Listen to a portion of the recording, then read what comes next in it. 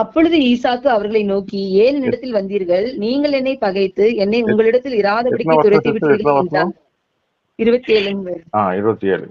27. அதற்கு அவர்கள், நிச்சயமாய் கர்த்தர் உம்மோடு கூட இருக்கிறார் என்று கண்டோம்.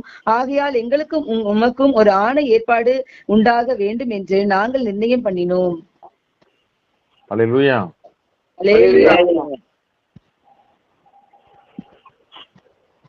நிச்சயமாக கர்த்தர் உம்மோடு கூட இருக்கிறார் என்று கண்டோம். இதை யார் சொன்னா? 26.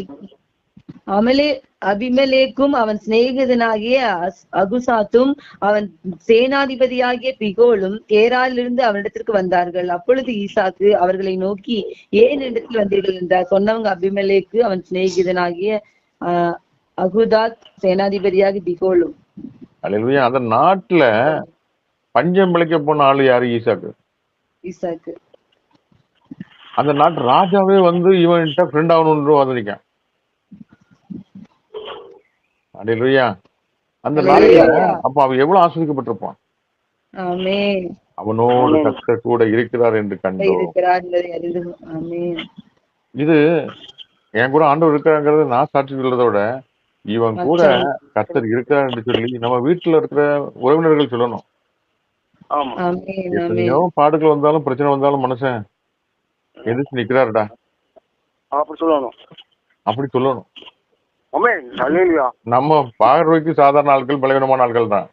ஆனா நம்ம கூட கர்த்தர் இருக்கிறார் என்பதை நம்ம கூட இருக்கிற நம்முடைய மனைவி பிள்ளைங்கள் பார்க்கணும். நமக்கு வேலை கொடுக்கிற அதிகாரிகள் பார்க்கணும்.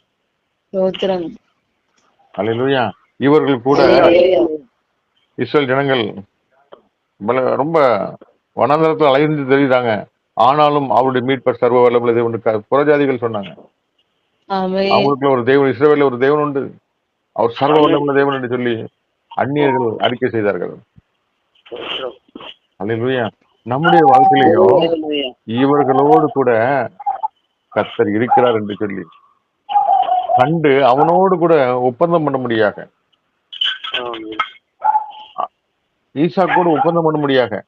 29 வருஷம் பாருங்க, நாங்கள் உம்மை தொடாமல் நன்மையே உமக்கு செய்து உம்மை சமாதானத்தில் அனுப்பிவிட்டது போல நீர் எங்களுக்கு தீங்கு செய்யாதபடி உம்மோடு உடன்படிக்கை பண்ணி கொண்டு வந்தோம். நீ கர்த்தரால் ஆசீர்வதிக்கப்பட்டவராமே.